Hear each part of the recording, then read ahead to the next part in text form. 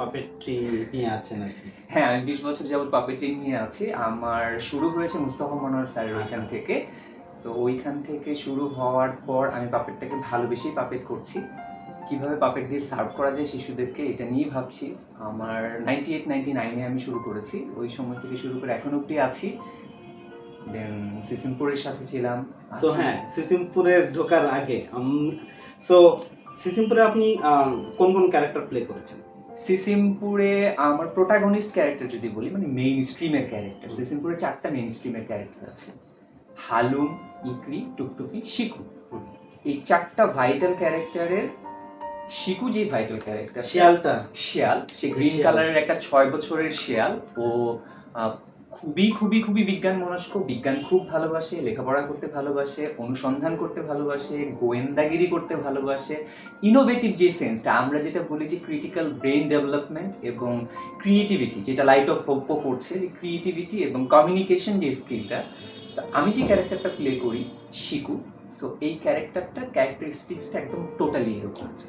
So শিকু ছাড়া অন্য কোনো ক্যারেক্টার? শিকু ছাড়া একটা ইন্টারন্যাশনাল ক্যারেক্টার আছে, যার জন্য আমি প্রচন্ড পরিমাণে প্রাউড ফিল করি। শিকু তো ন্যাশনাল, বাংলাদেশের জন্য শিকু। আর ইন্টারন্যাশনালি সেসেমি স্ট্রিটের ক্যারেক্টার আছে একটা এলমো। হ্যাঁ, এলমো। যারা সিসিমপুর বা সেসেমি স্ট্রিট জানে তারা সবাই এলমোকে চেনে। হ্যাঁ, মানে এলমো হচ্ছে ওয়ার্ল্ড বিগেস্ট স্টার বলা হয় এলমোকে। তো আপনি জানেন puppet star, world biggest puppet star Elmo. So Elmo প্রত্যেকটা দেশেই কনসার্ন আছে। নিউ ইয়র্কের পরেও ওদের যে সিস্টার কনসার্ন আছে ওইখানে প্রত্যেকটা জায়গায় এলমো আছে। সো বাংলাদেশে যখন এলমো এসেছে, সো আমি এলমোর পারফর্মার, আমি এলমোর পাপেটিয়ার আর কি। সো এইটা আমি খুব একটা জায়গায় পরবর্তীতে হয়তো যাব যারা শুনছে তাদের জন্য, যে একজন সিঙ্গেল মানুষ কিভাবে একই শোতে মাল্টিপল ক্যারেক্টারে ঢুকে মাল্টিপল পারফর্ম করে। সো ওই লেভেলে আমরা ঢুকবো পরে। বাট সিসিমপুরের সাথে জার্নিটা আপনার কিভাবে শুরু হলো? সিসিমপুরের সাথে আমার জার্নিটা খুব ইন্টারেস্টিং। আমি বলেছি আমি 98 থেকে পাপেট করছি, মুস্তাফা মনোয়ার স্যারের ওইখানে পাপেট করেছি, ওনার সাথে কাজ করেছি, মনের কথাতে কাজ করেছি। যখন 2004-এ বাংলাদেশে সেসেমি স্ট্রিট আসলো, বাংলাদেশে ওরা কো প্রোডাকশন করবে, যেটার নাম ওরা দিল সিসিমপুর। ওরা বিজ্ঞাপন দিল, এটা মনে হয় 2004 সালের শেষের দিকে। 2004 সালের শেষের দিকে ওরা বিজ্ঞাপন দিল, সিভি চাইলো। আমার এক বড় ভাই, উনি বললো যে এরকম তো তুমি পাপেট করো, তো এরকম একটা প্রোগ্রাম। আমি জানতাম না তখন আসলে সিসিমপুর বা সেসেমি স্ট্রিট আসছে বাংলাদেশে বা কি হচ্ছে জানি না। তো উনি আমার সিভিটা রাইট করে সিভিটা উনি ড্রপ করে দিয়েছেন। সিভিটা ড্রপ করার পরে আমাকে প্রথমে ইন্টারভিউর জন্য ডাকে। আমি ভাবলাম অফিসিয়াল ইন্টারভিউ কি, আমার আসলে এই ধরনের কোনো অভিজ্ঞতা ছিল না। তো আমি সিসিমপুরের অফিসে সিভি ড্রপ করলাম। একদিন ওরা ডাকলো, ডাকার পরে শুধু নাম আর সাধারণ অ্যাড্রেসটা নিল। সিভি তাহলে কি হলো, বললো আপনাকে ফোন করা হবে, সিভি বাছাই করে আপনাকে ফোন করা হবে। একদিন ফোন আসলো, ফোন আসার পরে যে দেখি যে প্রায় 1000-2 মানুষ 9 দিন যাবত অডিশন দিতে হবে। 1000-2 মানুষ অডিশন দিচ্ছে? হ্যাঁ, সবাই হচ্ছে ইয়াং, ইউনিভার্সিটি লেভেলের ছেলে মেয়ে, অনেক অনেক অনেক সিনিয়রও আসছে, আবার অনেক কিছু জুনিয়র ছেলে পেলেও আসছে। আমরা আসলে কেউ জানি না এখানে কি হবে, কেমন হবে, ইভেন তো আমার রোলটা কি হবে আমি জানি। আমি জানি আমি একজন পাপেটি, আর আমি পাপেট পারফর্ম করতে পারি, পাপেট প্লে করবো, এটা ভেবে গিয়েছিলাম। দেন এভাবে 20 জন করে গ্রুপ সিলেক্ট করা হয়, 9 দিন যাবত অডিশন হয়। তো প্রথম দিনের অডিশনে টিকলে দ্বিতীয় দিন ডাকা হয়, দ্বিতীয় দিনের অডিশনে টিকলে তৃতীয় দিন ডাকা হয়। সো আমরা প্রত্যেক দিন এরকম অডিশন দিতাম। তা আমরা জানি না কি করব, পাপেট কিভাবে প্লে করব না, একটা দেশি ফরম্যাট তো ছিল, সেটা আমরা জানতাম। তো আমাদের অডিশনটা নিয়েছিল নিউ ইয়র্কের যেই কোঅর্ডিনেটর এবং teacher, one of my mentor Sesame স্ট্রিটে, মার্টিন প্যাট্রিক রবিনসন। সো উনি হঠাৎ করে প্রথম দিন, আপনি যেহেতু এলমো চেনেন, আপনি গ্রোভারকেও চেনেন, তো আমরা সবাই রুমে বসে আছি, এতগুলো 200 জন করে ডাকা হচ্ছে, 200 জন থেকে আসলে ওইখান থেকে 20 জন নেবে প্রথম কথা বলে। তো বুম করে গ্রোভার ঢুকেছে, মানে কোনো মানুষ দেখতে পাচ্ছি না, দরজা দিয়ে গ্রোভার ঢুকেছে। গ্রোভারের ভোকালে কথা বলছে আমার সাথে। কথা আমি যারা সেসেমি স্ট্রিট দেখেছি এর আগে, তারা তো জানি ওয়াও, এটা তো ড্রিম ক্যারেক্টার। গ্রোভার এসে কথা বলছে আমাদের সাথে। তো গ্রোভার দিয়ে সে নিজের ইন্ট্রোডিউস করলো, রবিন, মানে মার্টিন পি রবিনসন। মার্টিন নিজের ইন্ট্রোডিউস করার পর আমি তো অ্যামিউজ হয়ে গেলাম। আমি যে একটু পাপেট জানি, আমি যে পাপেট জেনে এসেছি, পাপেট ব্যাপারটা আমি বুঝি, আমি নিজেও আমার চোয়াল ঝুলে গেল, এটা কি করে সম্ভব হয়। দেন আমরা প্রথম দিন অডিশন দিলাম। প্রথমে আমরা আসলে পাপেট ঠিকভাবে ধরতে পারি কিনা, বা ওদের স্টাইলের পাপেটটা কিভাবে আমরা হ্যান্ডেল করব, কিভাবে প্লে করব, এরকম আস্তে আস্তে গ্র্যাজুয়ালি একটার পর একটা স্টেপ গেছে। প্লে, পারফরমেন্স, দেন ভোকাল, তারপর ক্যারেক্টার ডেভেলপমেন্ট, এইভাবে প্রত্যেক দিন সারাদিন অডিশন দিতাম, রাতের বেলা অপেক্ষা করতাম ফোন করলে তারপরের দিন যেতে হবে। কখন ফোন করবে সেটাও জানি না, ফোনের সামনে বসে থাকতাম। তখন আমার ফোন ছিল না, বড় ভাইয়ের নাম্বারটা দেওয়া ছিল, বড় ভাইকে ফোন করলে দেন উনি আমাকে খবর দিত, দেন তারপরের দিন আমি আবার সকালবেলায় যেতাম। সো ফাইনালি সিলেকশন হলো, মানে ওই জায়গাটাতে যদি আসি যে ফাইনালি কিভাবে আসলো যে আপনি এই ক্যারেক্টারটা আপনার জন্য? এটা খুবই ইন্টারেস্টিং ব্যাপার। বললাম 2000 থেকে আস্তে আস্তে কমতে কমতে শেষে 200 জন, 200 জন থেকে কমে এলো 20 জন। সেই 20 জন থেকে এলো আমাদের টিম তৈরি করা হবে 9 জনকে নিয়ে। আচ্ছা, আমরা তখনও জানি না আসলে কয়টা ক্যারেক্টার, 9 জন লাগবে না 4 জন লাগবে, বা কিভাবে ওরা কাজ করবে। আমরা একটা শব্দের সাথে পরিচিত ছিলাম না, র্যাংলার। আমরা জানি পাপেটিয়ার, শুধু র্যাংলার মিন্স হচ্ছে যে পাপেটের সার্বক্ষণিক হেল্প করে। বেসিক্যালি র্যাংলার হচ্ছে পাপেটের মা এবং বাবা। আচ্ছা, মানে আমরা পারফর্মটা করি, আচ্ছা, এই পাপেটের যত্ন করা, ওর ড্রেস আপ কি হবে, ওর কিভাবে যত্ন করতে হবে, কিভাবে ওর ঘাম শুকাতে হবে, কিভাবে ওর চোখ সাজাতে হবে, কিভাবে ওর হাতটাকে ঠিক করে রাখতে হবে। আমি ঝপ করে একটা পাপেট রেখে দিতে পারি। একটু আগে মানে ইন্টারেস্টিং কথা বলি যে ইন্টারভিউর আগে বলা হচ্ছিল পাপেট কিন্তু যেভাবে রাখা যাবে না, যেভাবে রাখলে খারাপ দেখা যায়, যেভাবে রাখলে ভালো দেখা যায় না। তো এই ব্যাপারগুলো যারা টেক কেয়ার করে, টেক ওভার করে, তাদেরকে র্যাংলার বলে। They are the father and mother of puppet. আচ্ছা, so we are just performer. আচ্ছা, তো এইজন মিলে আমাদের 9 জনের একটা টিম সিলেক্ট করা হবে। 9 জনের টিম যখন সিলেক্ট করা হলো তখন আমরা জানি না আসলে মূল পাপেটিয়ার কারা হবে। দেন ওই 9 জনের মধ্যে হাড্ডাহাড্ডি লড়াই হয়েছে 3 দিন। 3 দিনে মানে প্রথমে গেল মানে হালুম, যে ক্যারেক্টারটা হালুমকে প্লে করবে। সো 9 জনই হালুম ট্রাই করবে। 9 জনই হালুম ট্রাই করবে। এখানে আমরা যারা জানতাম না তারা হচ্ছে 9 জনই হালুমের ট্রাই করছি। আচ্ছা, আবার যখন টুকটুকি জন্য সিলেকশন হচ্ছে তখন 9 জনই টুকটুকির জন্য সিলেক্ট। আপনিও আমরা ভুলেই গেছি যে টুকটুকি, হ্যাঁ আমি জানি টুকটুকি একটা মেয়ে, এটা 6 বছরের মেয়ে। মানে আমরা এত বিমোহিত ছিলাম পুরো ব্যাপারটাতে যে টুকটুকি একটা মেয়ে, এই জন্য আমিও দিচ্ছি, আমার বন্ধুও দিচ্ছে, আমার বান্ধবীও দিচ্ছে অডিশন। আবার হালুম একটা গুফি ছেলে ক্যারেক্টার, ওইটার জন্য মেয়েও দিচ্ছে ছেলেও দিচ্ছে। কিন্তু আমার ক্ষেত্রে একটা ব্যাপার উল্টা হয়েছিল। সো মার্টিন যখন বললো যে সবাইকে অডিশন দিতে, হালুমের জন্য সবাই অডিশন দাও, টুকটুকির জন্য সবাই অডিশন দাও, এইটা একটা মার্টিনের ট্রিক্স ছিল। 9 জনের মধ্যে উনি এই ট্রিক্সটা করেছিল যে যখনই বলছে যে অডিশন দাও, তখন সবাই যখন ঝাঁপিয়ে পড়ছে, আমি সামহাও কোনো কারণে শাইনেস অর ইন্ট্রোভার্টের জন্য আমি আসলে সবগুলো ক্যারেক্টারের অডিশন দেইনি। আমি বললাম না আমি পারবো না, আমার হালুমের মতো এরকম ভোকাল হবে না, আমি পারবো না। তা আমাকে মার্টিন খোঁচাতো যে না যাও যাও যাও যাও। আমি বললাম না আমি পারবো না। বলতাম তুমি কি পারবা? আমরা 4টা ক্যারেক্টার সম্পর্কে যখন জেনে গেলাম তখন আমার মনে হইলো যে শিকু আছে, ঠিক আছে, ছোট ক্যারেক্টার, ছোটখাটো, দেখতেও ছোটখাটো হবে, ওর ভোকালও শার্প হবে, ফাইন, আমি ওইটাতেই কনসেন্ট্রেট করি। আমি ওইটাতেই কনসেন্ট্রেট করে একদম ধরে বসে আছি। শেষের 4 দিন ধরে বসেছি, ওইটা ছাড়া কিছুই করবো না। আমাকে কেউই বলতেছে না, ইভেন তো ফ্রেন্ডরা বলতেছে আরে ওইটা কর, ওইটা কর, ওইটা কর, এটা যদি না হয় তাহলে তো ওইটা হইতে পারে। দেন শেষে যখন হালুম সিলেক্ট হয়ে গেল তখনও বললো হালুমের জন্য যে মেয়েগুলো ট্রাই করেছে তোমরা বোকামি করেছো, তোমরা বোঝোইনি ব্যাপারটা, যেটা একটা ছেলে। টুকটুকির জন্য যে ছেলেটা ট্রাই করেছো তুমি কেন করেছো? বা ইকরি একটা মনস্টার। সো ইকরির জন্য প্রথম দিকে কথা ছিল যে আচ্ছা যে সিলেক্ট হয় ছেলে, সে সিলেক্ট হলে ছেলে, মেয়ে সিলেক্ট হলে মেয়ে। সো তখনও জেন্ডার ঠিক করা হয় না, ইকরির জেন্ডারটা ঠিক হয়নি তখন, যে ইকরি আসলে কোনো জেন্ডারে পড়বে কিনা এটা অনেকেই জানে না।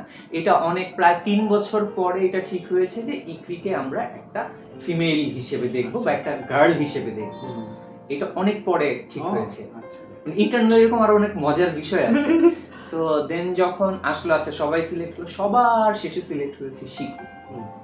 শিকু সিলেক্ট হওয়ার পিছনে যে এটা একটা শেয়াল, বাচ্চা শেয়াল, 6 বছর বয়স, আচ্ছা ওর ভোকালটা কি হবে, এটা মাথায় কিন্তু ঘুরছিল। আমার প্রথম থেকেই ঘুরছিল যে ভোকাল কি হবে, ভোকাল কি হবে। মানে টুকটুকির একটা মজার জিনিস আছে, আপনি খেয়াল করবেন যে টুকটুকি যখন কথা বলে, টুকটুকি কিন্তু নর্মাল ভোকালেই কথা বলে, ইকরিও মোটামুটি নর্মাল ভোকালে কথা বলে, আর হালুম একটু গুফি ক্যারেক্টার বলে, হালুমের হচ্ছে একটু ডাউনওয়ার্ড, একটু বেজ নিয়ে কথা বলতে হয়। এখন শিকু শিয়ালের ভোকাল আমি কিভাবে প্রোভাইড করব? দেন শুরু হলো আমার ভোকাল নিয়ে যুদ্ধ। তো আমি সামহাউ পাপেট্রিটা কোনোভাবে নিয়েছি। আমরা পরের ইয়াতে ঢুকতে হবে আস্তে আস্তে করে যে। সো তাহলে So, এই প্রসেসের মাধ্যমে ফাইনালি আপনি হ্যাঁ শিকু লক হইলো আপনার। আমার শিকু লক হলো। আর শিকুতে আর অন্য কেউ কম্পিটিশন ছিল? হ্যাঁ কম্পিটিশন ছিল, এবং ইন্টারেস্টিংলি আমার নিয়ারেস্ট কম্পিটিটর যে ছিল তার অন্যতম একটা কারণ ছিল না পাওয়ার, তার কনসেন্ট্রেশন ফুলফিল করতে পারেনি সে, মানে তার কনসেন্ট্রেশনটা একটা ক্যারেক্টার লেভেল ছিল না, মানে একটা ক্যারেক্টার কেন্দ্রিক ছিল না। সে, তাকে প্রথমেই বলা হয়েছে, মার্টিন তাকে হেসেই বললো, তুমি শিকু করতে চাও, তুমি টুকটুকি করছো কেন, এটা বোঝুনি? তো সবাই তোমরা ওকে খেপিয়েছো যে ও আসলে কিছুই করছে না, শুধু শিকু নিয়েই বসে আছে। তো আমি বললাম যে না, আমি বুঝিনি। তো সো ইন্টারেস্টিং একটা হ্যাঁ জানা যে এটা হচ্ছে প্রথমে একটাকে টার্গেট যে এটাই আমি ভালো পারবো, so হ্যাঁ আমি এটাই পারবো। আচ্ছা ওকে। সো এরপরে যখন আপনি ফাইনাল হয়ে গেল যে শিকু আপনি করতে যাচ্ছেন, রাইট, এরপরের অংশটা আমরা একটু যদি কুইকলি করি যে আপনি কিভাবে একটা ক্যারেক্টারকে, হ্যাঁ, সো যখন আপনাকে বলা হলো একটা শিকু শিয়াল ও এই ধরনের প্রথমে আপনি বলছিলেন, সেইটা তারপরে ফুটিয়ে তোলার ক্ষেত্রে আপনার চিন্তাটা কেমন ছিল, মানে চিন্তা প্রসেসটা কেমন ছিল, আমরা যদি শুরুতে একটু শুনে নিই আর কি। প্রথমে যেটা বললাম, ভোকাল একটা মেইন ফ্যাক্ট ছিল, মানে একমাত্র ক্যারেক্টার যেটার ভোকালকে মডিফাই করতে হয়েছে সিসিমপুরে। নর্মাল ভোকালে সে কথা বলতে পারবে না। আমি একটু ট্রাই করি, এটা হচ্ছে আমি শুভ কথা বলছি, এটা হচ্ছে শুভ কথা বলছি। এখন শুভ যদি শিকু হয় তাহলে কিভাবে কথা বলবে? আপনি সিসিমপুর দেখেছেন, আপনি শিকুর ভোকাল চেনেন। সো আমাকে ভোকাল নিয়ে স্ট্রাগল করতে হচ্ছে, আমি শিকুর ভোকালটা কোত্থেকে দেবো, কিভাবে প্রোভাইড করবো। এটাকে আমি বলি ফলস সেটরা। ফলস একটা জায়গা থেকে দীর্ঘক্ষণ কথা বলা এবং পারফর্ম করা। এখন এইটা নিয়ে আমি যখন আস্তে আস্তে আস্তে আস্তে আস্তে আস্তে মানে আমি যুদ্ধে নেমে গেলাম, আস্তে আস্তে কমপ্লিট করলাম। সো খুব সহজ ছিল না ব্যাপারটা, আমি একটু করে দেখাতে চাই আসলে কিভাবে ছিল ব্যাপারটা। আচ্ছা, যে শুভ কথা বলছে, এখন শুভ যদি ওয়ালি ভাইয়ের সাথে শিকু হয়ে কথা বলে কিভাবে বলবে, আমি তো নরমালি বলে যাচ্ছি। প্রথম দিকে এটা ছিল না, যেমন হুম হুম ও ও ও আচ্ছা হ্যাঁ, ব্যাপারটা হচ্ছে আমি শিকু বিজ্ঞান অনেক ভালোবাসে। শিকু এখন চাইলে অনেকক্ষণ ইন্টারভিউ দিতে পারবে, অনেক বিষয় নিয়ে কথা বলতে পারবে, অনেক কিছু নিয়ে অনেকক্ষণ ধরে কথা বলতে পারবে। বন্ধুরা, এখন শুরু হচ্ছে শিকু আর ওয়ালি ইন্টারভিউ। এই ভোকালে আমি কিন্তু আগে এতক্ষণ কথা বলতে একদমই পারতাম না, ইমোশন তো দূরের কথা, ছোট্ট একটু কথা বলতে গেলেও কোত্থেকে কথা বলবো, কিভাবে কথা বলবো বুঝতেই পারতাম না। আর এখন কিন্তু আমি কন্টিনিউয়াসলি পারফর্ম করতে পারি, মানে এইটা হচ্ছে মানে শিকু অ্যাচিভ করার, গেইন করার একটা মূল আমি বলবো মূল ওয়েপেন ছিল আমার, যেটা মার্টি আমাকে হেল্প করেছে যে okay fine, it's a very finest vocal, very purest vocal, so এটাকে সাস্টেইন করো, এইটা থেকে তুমি নড়ো না। আপনি এখন চাইলেও আমাকে এই ভোকাল থেকে নড়াতে পারবেন না, মানে যতক্ষণ আপনি শো করেন বা কথা বলেন। সো সিসিমপুরের সাথে তো আপনি অনেক দীর্ঘ সময় কাজ করেছেন, সো এই সময়টাতে আপনার কিছু মজার অভিজ্ঞতা যেটা যারা শুনছে তাদের জন্য হয়তো এই যে এরকম, সো সো এই যে পুরো প্রসেসটা আপনি বললেন যে কিভাবে আপনি শিকু ক্যারেক্টার পেলেন, so that's a very interesting story. মানে আমি কখনোই জানতাম না যে এইভাবে আপনার সাথে এতদিন কথাবার্তার মধ্যে এই জিনিসটা কিন্তু আসেনি, কিন্তু আজকে আমি জানলাম, রাইট। সো এরকমই সিসিমপুরের সাথে আপনার দীর্ঘ সময় এই পাপেট্রি নিয়ে কাজ করার ক্ষেত্রে অনেক মজার ঘটনা ঘটেছে, আমি শিওর। তার মধ্যে যদি একটা দুইটা একটু ইন্টারেস্টিং শেয়ার করতে। অনেক মজার ঘটনার মধ্যে আমাকে যে ব্যাপারটা আসলে প্রাউড ফিল করে, মানুষ কিন্তু প্রাউড ফিল করে, এবং তাকে প্রাউড ফিল করতে হয়, আমি এটা বিশ্বাস করি। তার কিছু অ্যাচিভমেন্ট থাকে যেটা নিয়ে আসলে তার মানে পজিটিভ গর্ব থাকা ভালো। আমি একটু আপনার সাথে শিকু ভোকাল নিয়ে কথা বলেছি, protagonist character of Sisimpur. Then world wide যদি আমি এলমোর কথা বলি, যখন আবার এলমো আসলো বাংলাদেশে, এলমোর জন্য আমাকে অডিশন দিতে হয়েছে। তো তাহলে কি করে হয় ব্যাপারটা? আরেকটা ইন্টারেস্টিং ব্যাপারের কথা বলেছেন যে শিকু কথা বলছে, এখন শিকু যদি এলমো হতে চায়, মানে শুভ যদি এলমো হয় তাহলে কি হবে? মানে ব্যাপারটা যদি এইরকম হয়, শিকু কথা বলছে, শিকু এখন শিকু অফ, এখন এলমো আসবে। ও হাই বন্ধুরা, হ্যাঁ ও এলমো জানে, তো এলমো জানে ব্যাপারটা এইভাবে করতে হয়, এলমো খুব ভালোভাবে জানে, এলমো জানে কিভাবে বন্ধুদেরকে হাসাতে হয়, এলমো বন্ধুত্ব করতে খুবই ভালোবাসে। এলমো মাঝে মাঝে যখন ঘরে থাকে, ঘরের কাজ করে, তখন মাকে অনেক সাহায্য করে। আর এলমো মা কিভাবে ডাকে জানো? ও মা। তো আমি যখন এই মার্টির সামনে আবার অডিশন দেই যে এট এ টাইম আমি ক্যারেক্টার চেঞ্জ করতে পারছি এবং আমি পারফর্ম করতে পারছি, ভোকাল ক্রিয়েট করতে পারছি। আরো আরো ইন্টারেস্টিং ব্যাপার হচ্ছে আরেকটা প্রোটাগনিস্ট ক্যারেক্টার আছে, আমরা এম বলি, অ্যানসিলারি মার্কেট। সো মিস্টার ব্লু হচ্ছে স্যাসিমিতে, আর ঢাকায় হচ্ছে এবং বাংলাদেশে হচ্ছে খোকা মিয়া। এট এ টাইম যখন আমাকে আবার খোকামিও প্লে করতে হয়, আর অ্যানসিলারি মাপেট আরো অনেক ধরনের ক্যারেক্টার প্লে করতে হয়। সো আপনি যখন ভোকাল ক্রিয়েট করবেন, দেন ভোকালে আপনার ভেরিয়েশন যদি থাকে, আপনি একসাথে অনেকগুলো ভোকাল প্রোভাইড করতে পারবেন। দেন এইটার পাশাপাশি এমনও সময় গেছে একই স্ক্রিপ্টে 3টা ক্যারেক্টার আছে, মাস্টার একটা শট, হ্যাঁ এটা আমি ভাবতেছিলাম যে এটা কিভাবে সম্ভব। মানে মাস্টার শটটা কোনোভাবে ক্রিয়েট করে দেন আমরা যদি ক্লোজ ক্লোজ ক্লোজ ক্লোজ করে যাই, আমি শিকু প্লে করলাম, শিকু প্লে করে এলমো প্লে করলাম, দেন তারপর আমার কোকা মিয়া করতে হবে। বিষয়টা যদি এরকম হয়, শিকু এখন এলমোর সাথে কথা বলবে, এই হচ্ছে আমার বন্ধু এলমো, ও হাই এলমো, এলমো তোমাকে এখন অনেক কিছু শেখাবে, বোঝাবে, আর এলমোর বন্ধু হচ্ছে খোকা মিয়া। এখন খোকা মিয়া যদি বলে এই এই বাচ্চাগুলোর সাথে আমি আর কি বলবো, কিচ্ছুই বলেননি, ওরা এত যন্ত্রণা করে, বলে আসো খেলো, আসো এটা করো ওটা করো। সো এটা হচ্ছে প্রোডাকশন টাইম কিন্তু একটা ফ্যাক্ট থাকে। সো আপনি যত স্কিল আপ হবেন, যত স্কিল বাড়বে, প্রোডাকশন টাইম কমবে এবং মানে প্রোডাকশন ভ্যালু বাড়বে। সো এইটা খুব ইন্টারেস্টিং ব্যাপার এবং আমাকে খুব খুব খুব মজা দেয় যখন আমি একসাথে অনেকগুলো ক্যারেক্টার প্লে করতে চাই। সো আমরা যদি এখন হয়তো কথা প্রসঙ্গে আবারও সিসিমপুরে ফিরবো, বা সিসিমপুরে আপনার অভিজ্ঞতা নিয়ে আবারও হয়তো ফিরবো, বাট যেটা একদম শুরুতে আপনি বলেছেন একবার যে আপনার আসলে পাপেট্রির সাথে জার্নিটা কিভাবে শুরু হলো, কারণ মানে এটা এমন কোনো প্রফেশন না বা এমন কোনো কাজ না যেটা হচ্ছে যে ও আচ্ছা আমি বড় হয়ে পাপেটিয়ার হব, এই ধরনের কোনো ব্যাপার থাকে না, বা আমি পাপেটিয়ার হতে চাই, আমি কোথায় পাপেট্রি শিখবো বা এরকম। সো রাইট, আমরা তো ডাক্তার, ইঞ্জিনিয়ার, লাইক এরকমই হয়। প্রথম প্রশ্নটা হচ্ছে কিভাবে আপনি পাপেট্রিতে আসলেন এবং কিভাবে এটার প্রেমে পড়লেন, এবং ওই শুরু সময়ের জার্নিটা, যে how you decide to become a puppeteer. Bangladesh television আমরা মনের কথা দেখতাম, মুস্তাফা মনোয়ার স্যারের কথা, ওইটা দেখে আসলে পাপেটের জার্নিটা শুরু হয়, ভালো লাগাটা তৈরি হয়। তখন আপনার বয়স কত? তখন আমার বয়স কত, আমি ক্লাস 7 or 6 এ পড়ি। মানে আমি হচ্ছে আমি মনে হয় সবচেয়ে জুনিয়র পাপেটিয়ার বাংলাদেশের হিস্ট্রিতে যারা পাপেট্রি নিয়ে কাজ করছে, মানে পাপেট করছে, মানে ছোটবেলায় তো করে, মানে প্রফেশনাল হিসেবে জুনিয়র পাপেটিয়ার বলা যেতে পারে আমাকে। আমি যখন পাপেট শুরু করি তখন ইউনিভার্সিটির বড় ভাই যারা একদম ইউনিভার্সিটির মাস্টার্সে পড়ছে বা চারুকলায় অনার্স করতেছে, ওই রকম স্টুডেন্টরা এসে মুস্তাফা মনোয়ার স্যারের সাথে পাপেট করছে, আর আমি মাত্র হচ্ছে এসএসসি পরীক্ষা দিয়েছি। ওই যে এসএসসি পরীক্ষার পরে যে গ্যাপটা থাকে, ওই গ্যাপের 3 মাসের সময় কি করব, মুস্তাফা মনোয়ার স্যারকে দেখেছি, কোনোভাবে রাস্তায় দেখেছি, পিছে পিছে চলে গিয়েছি, পিছে পিছে চলে গিয়ে ওনার স্টুডিওতে বসেছিলাম, স্টুডিওতে বসে থাকার পরে ন্যাগিং করতে করতে করতে করতে বললো আচ্ছা ঠিক আছে, ওকে দাও একটা চান্স। মানে এত স্যার নিজে বলেছে যে এত ছোট ছেলে তো আমি নেব না, ও তো আসলে কাজ করতে পারবে না, ও তো দর্শক হিসেবে ঠিক আছে, মানে পাপেটিয়ার আর ওয়ার্কার হিসেবে তো ঠিক নেই। তখন বললাম যে স্যার আমি জানি না আমি কি করবো, বাট আমি করতে চাই। দেন স্যার এইটা যখন দিল, মানে ঠিক সুযোগ করে দিল, দেন আমি ওখানে ওয়ার্কশপ করলাম। ওয়ার্কশপ করার পরে প্রথমে ভালো লাগার জায়গা থেকে আমি পাপেট ভালো লাগার পরে যখন আমি আস্তে আস্তে বড় হলাম, বাংলাদেশে সিসিমপুর আসলো, সিসিমপুর আসার পরে যখন আমি অনেক বাচ্চাদের সাথে কাজ করলাম, অনেক বাচ্চাদের জন্য কাজ করলাম, তখন মাথায় ওটা গেঁথে গেল যে আসলে সিসিমপুর নিয়ে তোমরা কাজ করেছি, কারিকুলাম জানেন আপনি, সিসিমপুরের কারিকুলাম কি বা মনের কথার কারিকুলাম কি, যে ডু ফর চিলড্রেন, মানে বাচ্চাদের জন্য কিছু করা, বাচ্চাদের বিহেভিয়ার, ক্রিয়েটিভিটি, ক্রিটিক্যাল থিঙ্কিং, এই ব্যাপারগুলোকে সার্ভ করতে গিয়ে আমি আসলে এই কাজটার প্রেমে পড়ে গেলাম, যে এই কাজটা দিয়ে আমি কিভাবে বাচ্চাদেরকে সার্ভ করতে পারি। ওই সার্ভিং এর জায়গা থেকে আসলে পাপিটের সাথে আমার জার্নি শুরু। আমি নিজেও জানতাম না আসলে আমি একজন পাপিটের হতে চাই বা পাপিটের হব।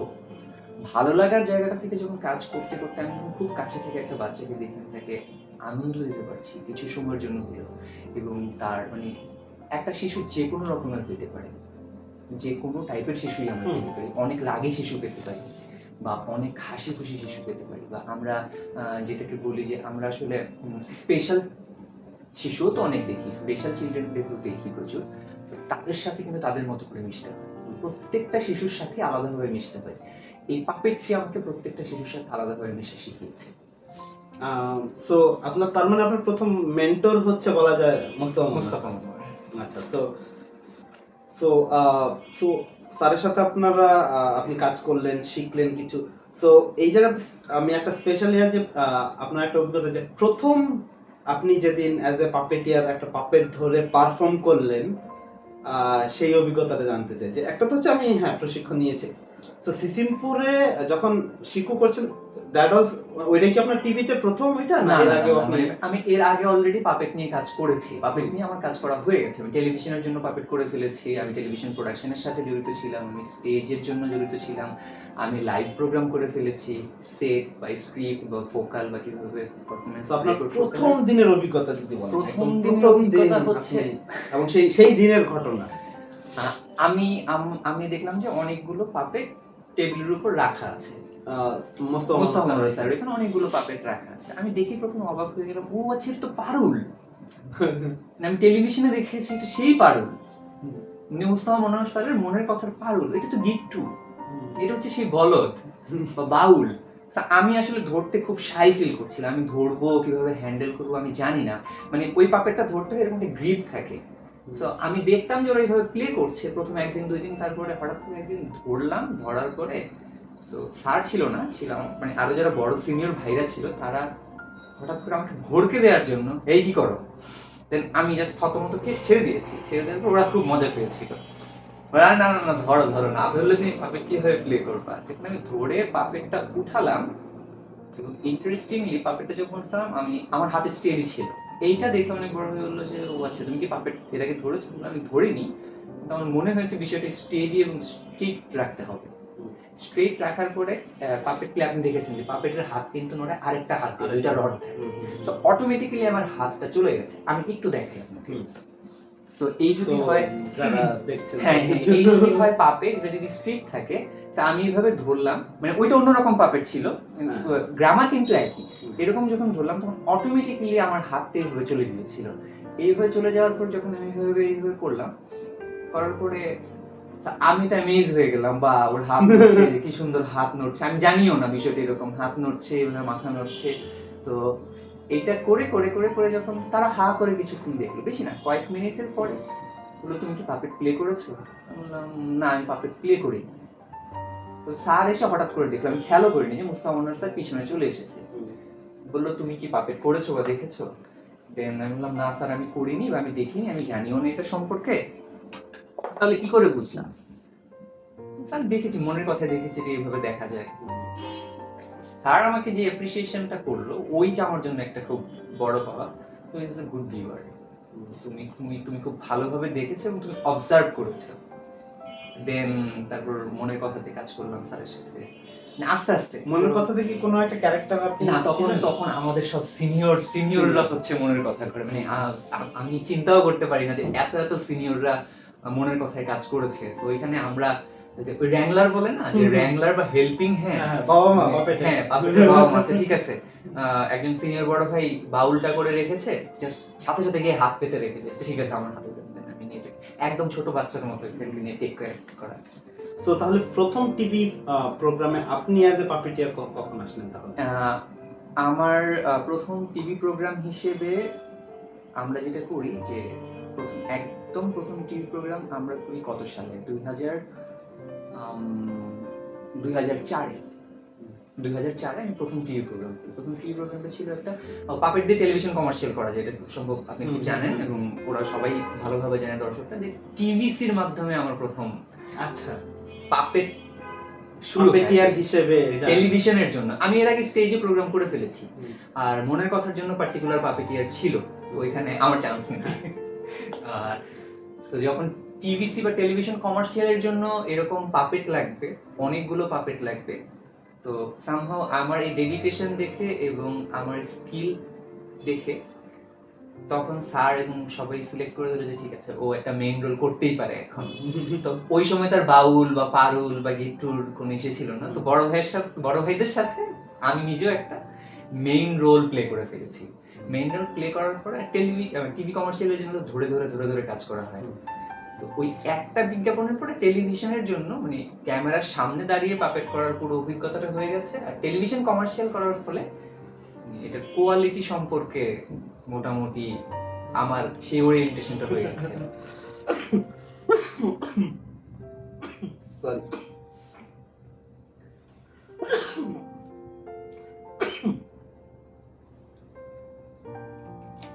এই হচ্ছে লাইভ প্রোগ্রামেরই আর কি। তো আমরা ডিসিশন নিয়েছি যে আমরা আসলে কোনো এডিটিং এ যাব না। So, এই কাশি টাশি সবই থাকবে। So, পানি চলে এসেছে।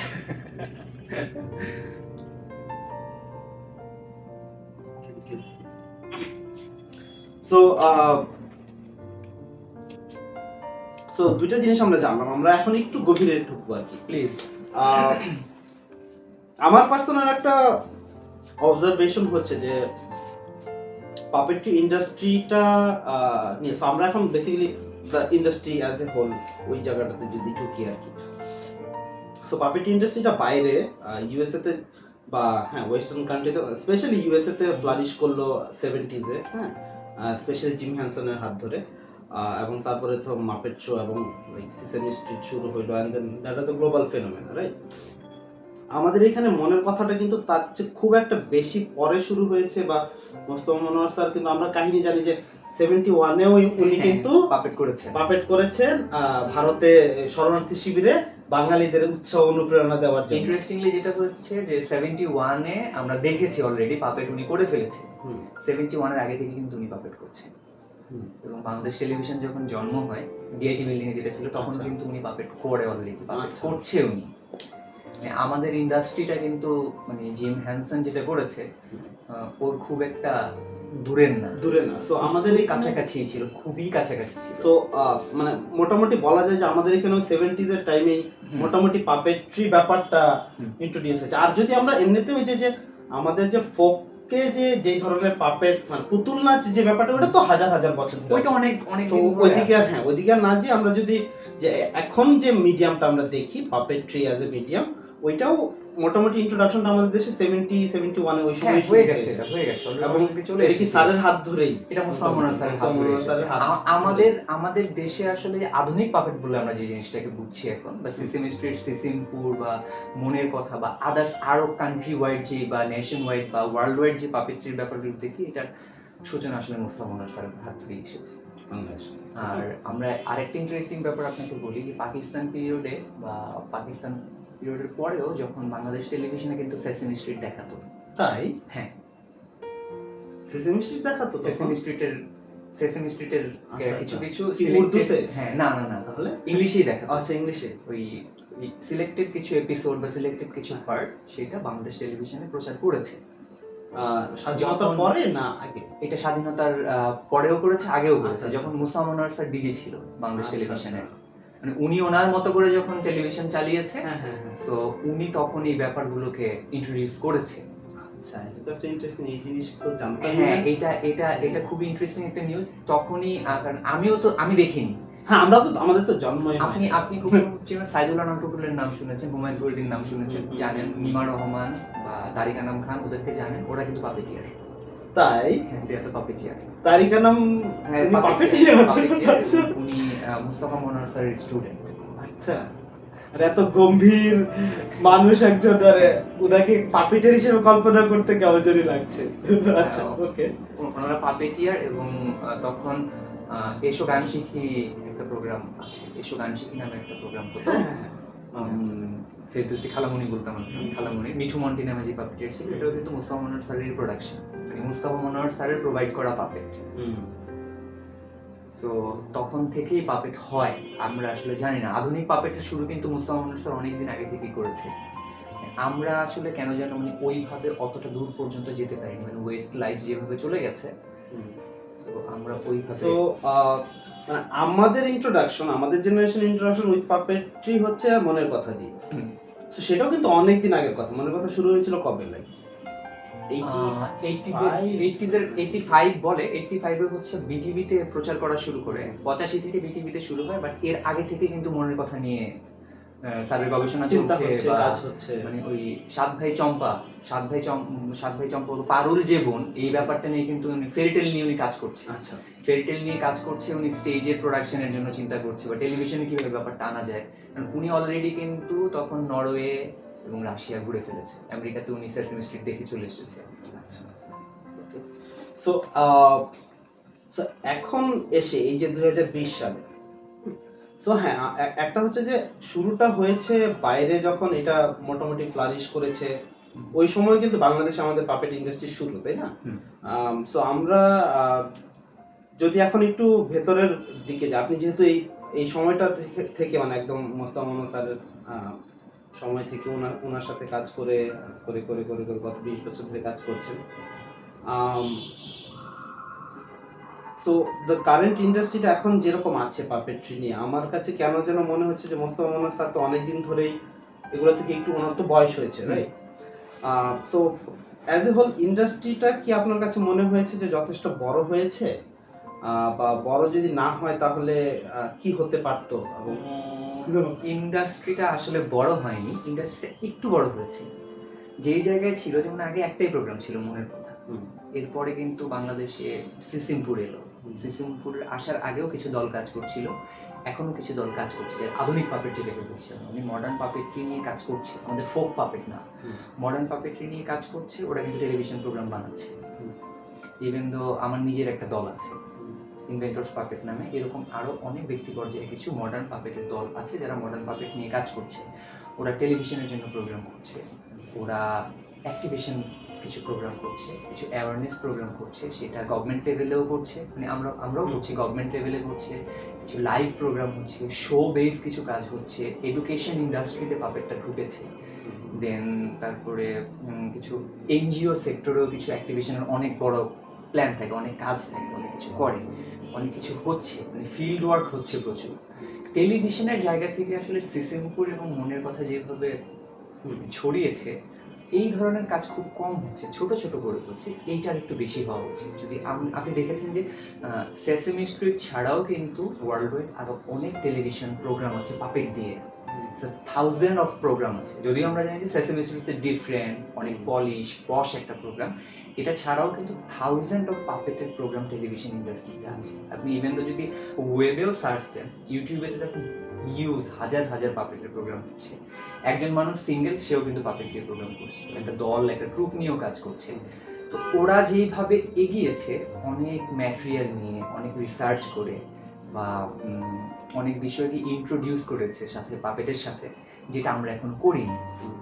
আমরা ওই জায়গাটা নিয়ে কাজ করতে চাই, ওই জায়গাটা নিয়ে কাজ করলে মনে হয় দুরন্ত টিভিতে তো মানে সো একটা ভালো জিনিস আমি দেখি যে দুরন্ত টিভিতে ইন্ট্রোডাকশন হওয়ার ফলে suddenly there is an opportunity now for children content, right? আগে তো ডেডিকেটেডলি কোনো টিভি চ্যানেল ছিল না, রাইট?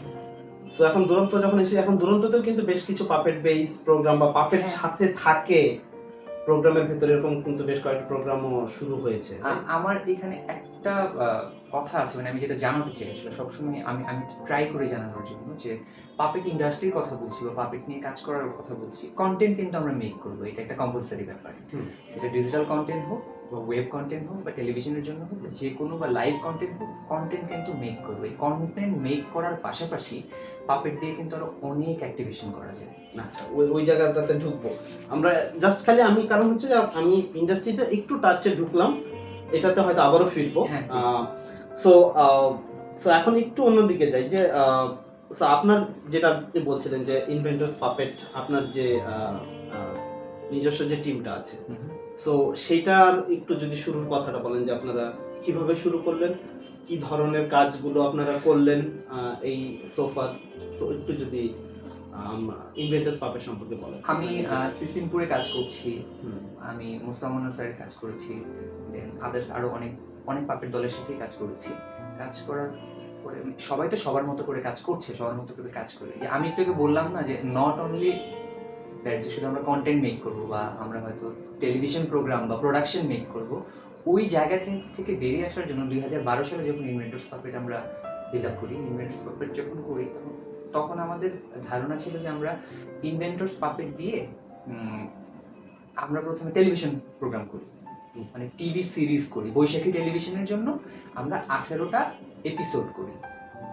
18টা এপিসোড করার পরে এই টেলিভিশন প্রোগ্রামটা থেকে ওইটা আবার ওয়েবের জন্য ডেভেলপ করি।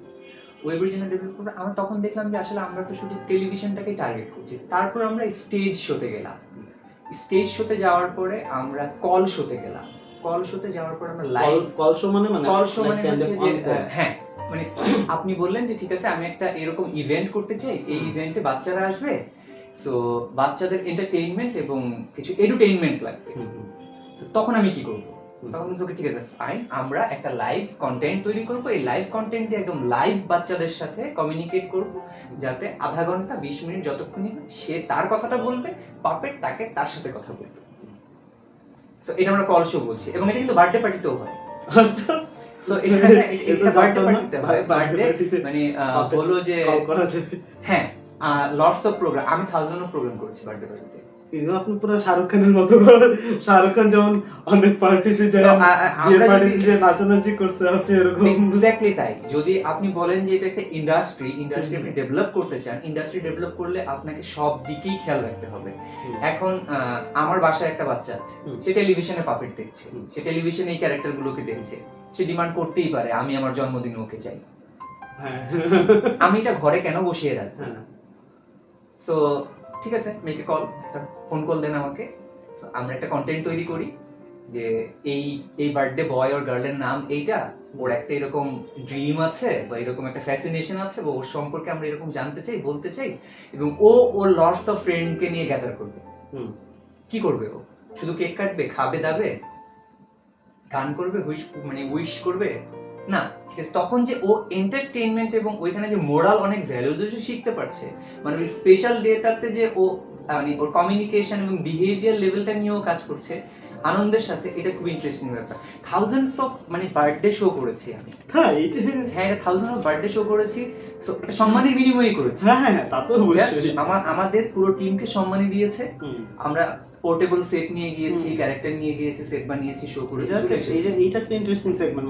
আমি কখনো ভাবিনি যে, আমি ইনফ্যাক্ট জানতামই না যে আমি জানি না যে লাইক বার্থডে পার্টিতেও like it can be a service, right? Like আমি কখনো চিন্তা করিনি যে that can be a area যেখানে এটা একটা খুবই খুবই বড় একটা পার্ট। আপনি যদি একটা পাপেটের দল চালান, মানে আমাদের দেশে ইন্ডাস্ট্রি তো অত বড় হয় না, কিন্তু পাপেটের একটা দল চালান, আপনাকে কি কি জিনিসগুলো মেনটেন করতে হবে, যেটা আসলে ওয়েস্টে এখন মেনটেন করে আসতেছে। সো আপনি কন্টেন্ট প্রোভাইডের সাথে সাথে, টেলিভিশন প্রোডাকশনের সাথে সাথে আপনি এরকম কল শো করবেন, আপনি পাপেট মানে ছোট ছোট পাপেট বেস অনেক টয় তৈরি করবেন, যেগুলো আসলে বাচ্চারা হাতে নিয়ে খেলতে পারে, পাপেট গুলো তার মানে হ্যান্ডি হয়ে যায়, সে একটা পাপেট নিয়ে খেলতে পারে। আপনি এরকম অ্যাক্টিভেশন প্ল্যান করবেন। তো এই অ্যাক্টিভেশন গুলোর জায়গাতে আপনি যাবেন, অ্যাক্টিভেশন জায়গাতে গিয়ে দেন আপনি কর্পোরেট হাউসেও যাবেন। there are a lot of corporate আপনি কোনো ব্র্যান্ডিং করবেন, কোনো প্রমোশন করবেন, পাপেট ক্যান বি কি বলে ব্র্যান্ড অ্যাম্বাসেডর।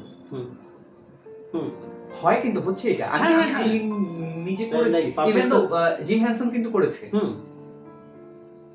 সো এই ব্যাপারগুলো আমাদের দেশে না খুব খুব খুব মানে একটু ছোট জায়গার মধ্যে এখনো রয়ে গেছে। আচ্ছা, সো যেই ইয়াটাতে ছিলাম, so inventor puppet, so inventor পাপেটটা আপনারা শুরু করলেন 2012-তে মোটামুটি, তাই তো? এবং ইনভেন্টর পাপেটে আমরা জানি যে বেশ কিছু নিজস্ব ক্যারেক্টার আছে, রাইট?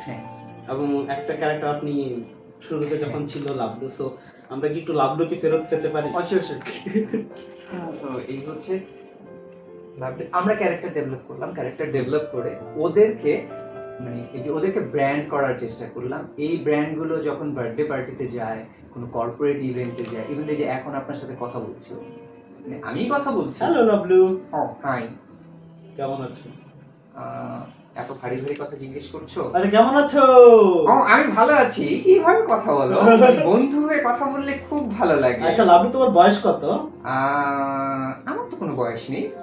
আচ্ছা, তুমি মানে আমার প্রশ্নটা হচ্ছে যে ও কবে, সো আমরা সিসিমপুরের ক্যারেক্টার নিয়ে শুনেছি, আচ্ছা, সো আপনার ইনভেন্টর পাপেটের ক্যারেক্টারগুলা বিল্ড আপ করা বা কি চিন্তা থেকে লাভলু, আমি জানি যে বুলু আছে আর একটা কুকুর, হ্যাঁ আছে, আর অনেকগুলো এরকম বেশ কিছু ক্যারেক্টার আছে, তো ও কিভাবে আসলো? এবং আমি তাহলে এইটাই হচ্ছে মানে এইটা হচ্ছে একটা মজার প্রশ্ন আমার কাছে, যে আমরা 12 সালে ইনভেন্টরস পাপেট বানালাম, গ্রো করলাম। যে 12 সালে ইনভেন্টরস পাপেট কি একটা নাম না একটা প্যাকেট না কি? আসলে এই 12 সালে মানে ওদেরকে যখন বানালাম, ওরাই হচ্ছে ইনভেন্টরস পাপেট। হ্যাঁ, এই যে এটা হচ্ছে আমরা যখন বলি যে 12 সালে ইনভেন্টরস পাপেট বানিয়েছি, মানে কবে ও হয়েছে, তখন বলতে পারেন যে আচ্ছা আমি 12 সালে জন্ম নিয়েছি। আমি 12 সালে জন্ম নিয়েছি। সো পাপেট মানে তো পাপেট। আচ্ছা যাই হোক, পাপেট বলো না, লাভলু, এই আমরাই হচ্ছি ইনভেন্টরস পাপেট। যেমন তুমি ইনভেন্টরস পাপেট, তুমি ইনভেন্টরস পাপেট, তারপরে তুমি ওয়ালি, আমি ওয়ালি, এটা ওয়ালি, এনিথিং। সো হ্যাঁ, সো যখন ওর ক্যারেক্টার নিয়ে চিন্তা করলেন, হুম। সো কি ধরনের কারণ সিসিমপুরে যেটা ছিল যে ওরা অলরেডি কিছু ডিফাইন্ড ক্যারেক্টার ছিল, চিন্তা করে এসেছে, আপনাদের প্লে করতে হয়েছে। বাট এই ক্ষেত্রে আপনার যখন নিজস্ব ক্যারেক্টার আপনি চিন্তা করেছেন, you need to think of your own character, সে কিভাবে কাজ করবে, কি রাইট। সো এই থিঙ্কিং প্রসেসটা কিরকম ছিল? ইন দ্য মিনটাইম আবার আপনাকে মাথায় রাখতে হচ্ছে যে মার্কেটে অন্য আর কোন ধরনের এই ক্যারেক্টার আছে, সেটা থেকে আমাকে আলাদা হতে হবে, রাইট। সো মানে সো এই চিন্তাটা কিভাবে ওই যে চিন্তাটা আপনারা কিভাবে করেছেন আমরা যখন ক্যারেক্টার আনবেন না? আমরা যখন ভাবলাম যে আমরা আসলে পাপেট নিয়ে কাজ করব, পাপেট নিয়ে কাজ করার ক্ষেত্রে প্রথমে কিন্তু এইটা কিন্তু একটা ভাইটাল ব্যাপার। আমরা যতগুলো উইংস এর কথাই বলি না কেন, কল শো বলি, ছোট পাপেট বলি, বা কি বলে অ্যাক্টিভেশন প্ল্যান বলি, বা কর্পোরেট শো বলি, বা ইভেন্ট বলি, বা এডুকেশনাল ম্যাটেরিয়াল বলি, আমাদের কিন্তু প্রথম কন্টেন্টটাকে দেখতে হয় আসলে। তো আমরা যখন ইনভেন্টরস পাপেট চিন্তা করছি, তাহলে একটা কন্টেন্ট লাগবে। ইনভেন্টরস পাপেট কি করবে? আমাদের প্রথমেই মাথায় ছিল যে আমরা কিছু কন্টেন্ট তৈরি করবো। সেই কন্টেন্টটা কিসের জন্য তৈরি করবো? টেলিভিশনের জন্য কন্টেন্ট তৈরি করবো। টেলিভিশনের জন্য কন্টেন্ট তৈরি করবো, দেন আমরা স্টোরি সিলেক্ট করলাম। স্টোরি সিলেক্ট করার পরে ওইখানে যে ক্যারেক্টারগুলো হবে, আমরা প্রথমে ওই ক্যারেক্টারগুলোকে বানালাম। আচ্ছা, ওই ক্যারেক্টারগুলো বানালাম, ওই ক্যারেক্টারটাকে ডেভেলপ করে যখন আমরা রোল প্লে করা শুরু করলাম, তখন ওরা ওই ক্যারেক্টার নামে পরিচিত করতে থাকলো। আচ্ছা। দেন ওইটার ব্র্যান্ড ভ্যালু যখন বাড়লো, ওই ব্র্যান্ড ভ্যালু বাড়ার পরে ওরা বাইরে যাওয়া শুরু করলো, ওরা কল শোতে যাওয়া শুরু করলো। তখন কিন্তু ওরা টেলিভিশনে আটকে নেই, মানে ইন্ডাস্ট্রি বড় হওয়ার যে কথাটা বলছিলেন, তখন ওরা টেলিভিশনে আটকে নেই। তখন ওরা হচ্ছে জন্মদিনের প্রোগ্রামে যাচ্ছে, কোনো এডুকেশনাল ক্লাস পার্টিতে যায় ওরা। আচ্ছা, স্কুলের ক্লাস পার্টি। হ্যাঁ, ওরা ক্লাস পার্টিতে যায়, এবং স্কুল একটা বড় মাধ্যম পাপেটের জন্য। বড় মাধ্যম এই হিসেবে যে আমরা যে শুধু কল শো বা এই ধরনের বার্থডে শো বা ইভেন্ট তা না, স্কুলে বাচ্চাদের সাথে পাপেট কিন্তু একটা সুন্দর এডুকেশনাল ম্যাটেরিয়াল। এই এডুকেশনাল ম্যাটেরিয়াল হিসেবে পাপেটটাকে যখন আমরা ইউজ করা শুরু করলাম, তখন আমরা স্কুলের সাথে এনগেজ হলাম। স্কুলে গিয়ে নার্সারি বা প্লে গ্রুপ বা প্রি স্কুল বা প্রাইমারি বা প্রাইমারি তো ফার্স্ট ধাপ পর্যন্ত পাপেট কিন্তু একটা ইন্টারেস্টিং মিডিয়াম কমিউনিকেট করার জন্য, যেটাতে একটা চিলড্রেনের বিহেভিয়ার এবং রোল মডেল হিসেবে গড়ে ওঠার জন্য পাপেট হেল্প করে। টিচারদেরকে পাপেট হেল্প করে। এই জায়গাটাতে আমি টিকটকে করে আর কি। আচ্ছা, ভালো হয়েছে বিষয়টা যে আপনি খুব সহজেই একটা শিশুকে কমিউনিকেট করতে পারবেন পাপেট দিয়ে। আপনি যেটা খুব ওকে বোঝাতে পারছেন না বা বুঝতে পারছেন না, মানে একটা শিশুর সাথে সহজে কমিউনিকেট করতে পারছেন। একটা পাপেট ধরেন, কিচ্ছু না, আপনার পাপেটের হতে হবে না। একটা পাপেট বা একটা যে কোনো টাইপের টয় ধরেন, ধরে ওকে নিয়ে আপনি কথা বলেন, একটা ছেলে কিছুক্ষণ পরেই ওই শিশুটা আপনার সাথে কমিউনিকেট করা শুরু করবে, এবং যত ক্রিটিক্যাল থিঙ্কিংই হোক না কেন, সেইটাকে সলভ করবে। এবং আমার কাছে মনে হয় সো লেটস সে হালুম হচ্ছে is the most popular character in Bangladesh, right? এবং হালুম যখন বলছে মাছ খেতে হবে, এবং রিসার্চে এটা মনে হয় মানে ইয়াতে দেখা গেছে যে আসলেই হালুম যখন মাছ খায়, হালুম যখন মাছ খেতে বলে, শিশুরা কিন্তু ওই মাছ খাওয়াটা বা মাছ খেতে হবে, শিশু মাছ খায়। চিন্তা করা যায়, কোটি শিশু মাছ খায়। একটা বাঘ গাজর খাচ্ছে, এটা একটা শিশু মাথায়ও নেই, কিন্তু একটা বাঘ গাজর কখনোই খায় না। কিন্তু হালুম যখন গাজর খায়, একটা শিশু কিন্তু গাজর খায়। So Halum is probably the biggest celebrity among children আর কি। Yes. এবং আমার কাছে মনে হয় যে to some extent this kind of puppets they have way bigger power over animation industry, মানে animated কোন একটা ক্যারেক্টারের চেয়ে। মানে ডিজনি লেভেলের অ্যানিমেশন ওটা আলাদা জিনিস, ওটা ডিফারেন্ট জিনিস। বাট সো যারা জানাদার পাওয়ারফুল ক্যারেক্টার মিনা ছিল আর কি। হ্যাঁ, ইউনিকনেস কিন্তু দুই ধরনের। বাট পাপেট একটা সুবিধা হচ্ছে, পাপেটে আপনার প্রোডাকশন কস্ট বা অন্যান্য যে কোনো কিছু প্রসেস বলেন যে it's a way less than আপনার অ্যানিমেশনের জায়গা থেকে। রাইট। সো আমি যে জায়গাটাতে মানে বলছিলাম যে পরের ইয়াতে ঢুকবো, সেটা হচ্ছে যে পাপেটটাকে আমরা, আপনার কি মনে হয় যে সোফার গত যদি 70s এর পর থেকে আসলে ধরি যে the industry, right, like so সেই জায়গা থেকে এসে সো প্রথম প্রশ্নটা হচ্ছে পাপেট একটা অলরেডি আপনি বলেছেন যে কোন কোন সেক্টরে ইউজ হতে পারে, right? Education, entertainment, marketing, right? So probably this are the three Big. Three big thing. এর বাইরে আর কোন কোন জায়গায় এর বাইরে আমরা এনি কাইন্ড অফ অ্যাক্টিভেশন প্ল্যানে, Activation. Any kind of activation প্ল্যানে, আমি জাস্ট কোনো কিছু বাদ না দিয়ে বললাম। সো সেটাকে আমি আপনি মার্কেটিং এর আমাকে- পার্টেই হ্যাঁ, ধরি, ধরতে পারেন। রাইট? লাইক আপনি আমাকে কোশ্চেনও করতে পারেন যে ঠিক আছে এনি কাইন্ড অফ বললেন, আমি চাচ্ছি আপনি আমাকে কোশ্চেন করবেন যে এনি কাইন্ড অফ বললেন, আচ্ছা এই সেক্টরে আমি পাপেট ইউজ করতে পারি কিনা। আমি জানি আপনি অনেক পড়েন, অনেক রিসার্চ করেন, অনেক বিষয় নিয়ে আপনি চিন্তা করেন, এই জন্য আমি আপনাকে প্রশ্নটা করলাম যে আপনি আমাকে জিজ্ঞেস করেন।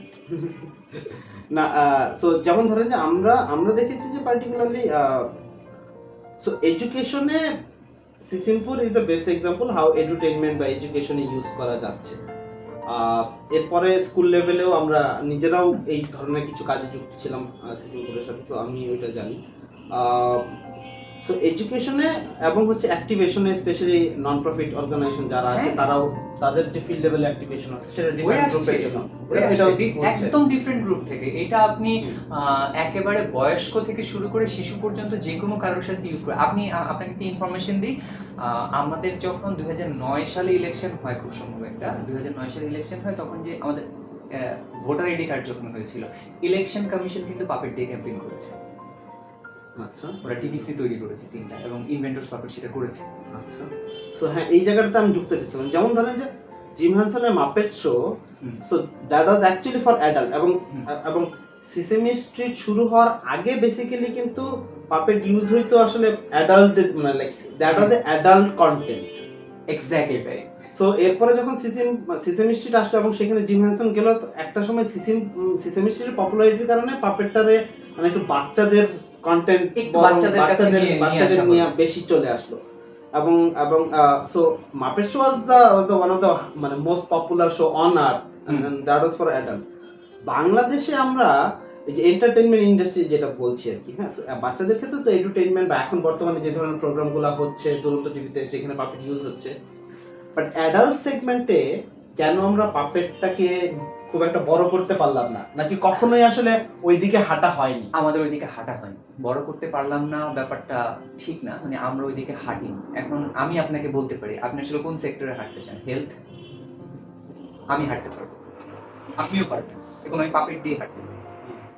আপনি হাইজিন, বাট ওই যে মানে সো তার মানে ব্যাপারটা আপনি কি, জেন্ডার ইকুয়েশন, মানে তার মানে ব্যাপারটা কি, যারা আসলে শুরু থেকে পাপেট্রি নিয়ে বাংলাদেশে কাজ করছিলেন, একদম মোস্তফা মনোয়ার স্যার থেকে শুরু করে এর পরবর্তী জেনারেশন যারা, প্রত্যেকেই আসলে, যেহেতু স্যার নিজে বাচ্চাদের নিয়ে কাজ আমরা করেছে, একটু রূপকথার মধ্যেই রয়ে গেছি। এই কারণে কি পরের জেনারেশন আপনারা যারা পাপেট্রিতে ঢুকলেন তারাও বাচ্চাদের সেগমেন্টেই থেকে গেলেন, এরকম কি কোনো ব্যাপার?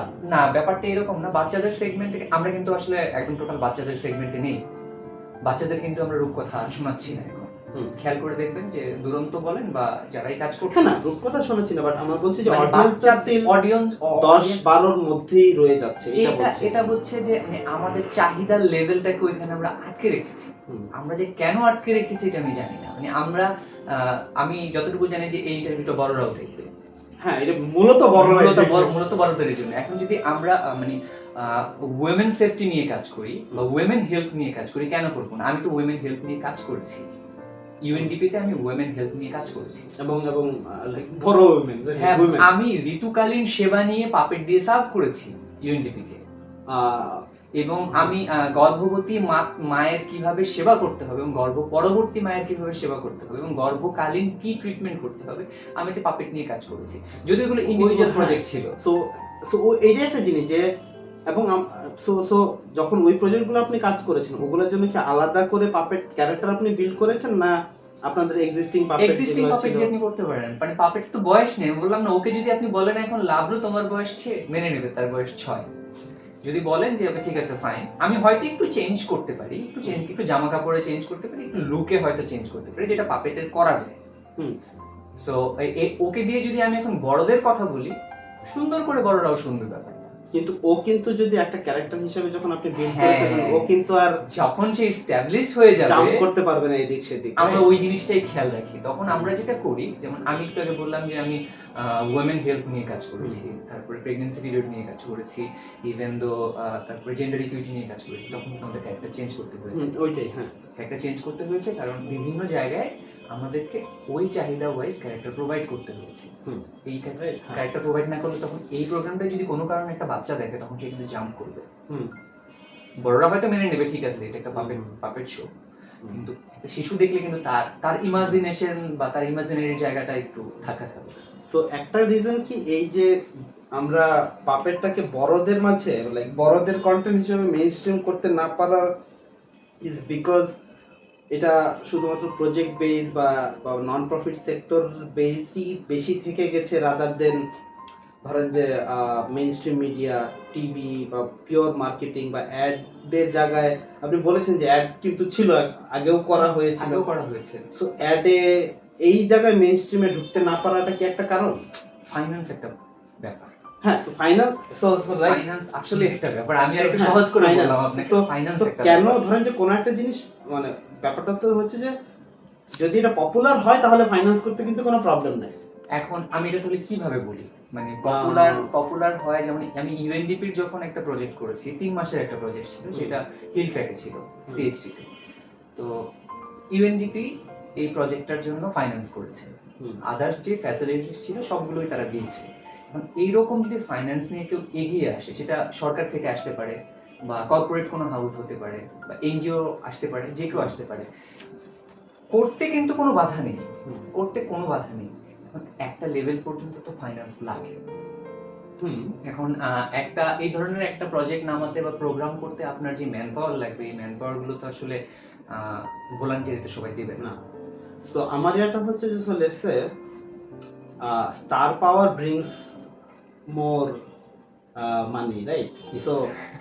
সো সিসিমপুর তো নন প্রফিট, বাট সিসিমপুর যদি ফর প্রফিট হতো লাইক ডিজনি, তো সিসিমপুর বাংলাদেশে এখন তো অনেক ধরনের কাজ করতে পারে না because they are like in a non profit মডালিটিতে, রাইট?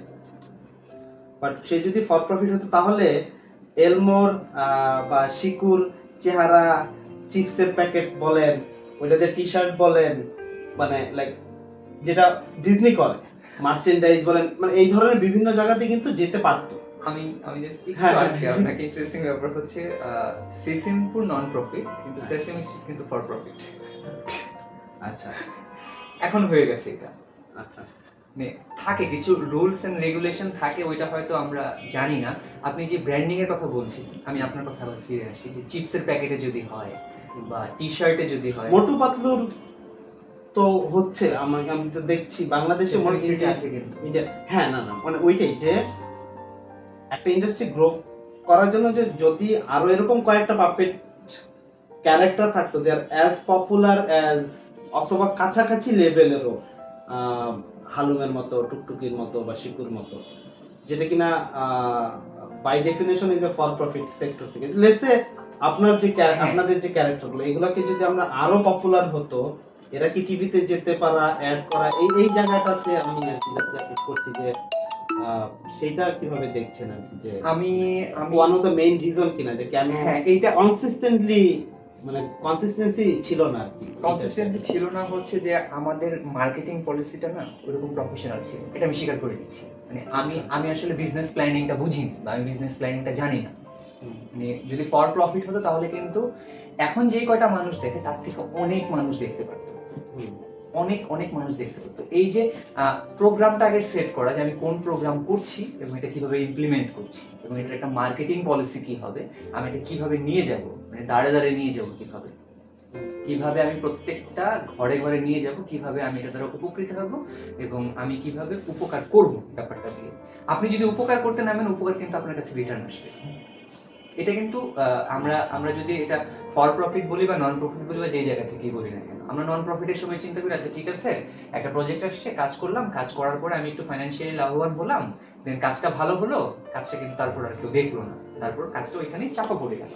আর ফর প্রফিট হলে কি হবে, আমি কিন্তু কাজটা বারবার রিপিট করছি, কাজটা বারবার যাচ্ছে, বারবার দেখছে, অনেক ভিউয়ার তৈরি হচ্ছে, অনেক মানুষ উপকৃত হচ্ছে, আমি ওইটাকে রেভিনিউ জেনারেট করতে পারছি। রেভিনিউ জেনারেট করা কিন্তু খারাপ কিছু না, আমি রেভিনিউ জেনারেট করছি এবং আমি আসলে কি পরিমাণে রেভিনিউ জেনারেট করছি এবং কেন করছি আর এইটার বিনিময়ে আমি কতটুকু দিচ্ছি,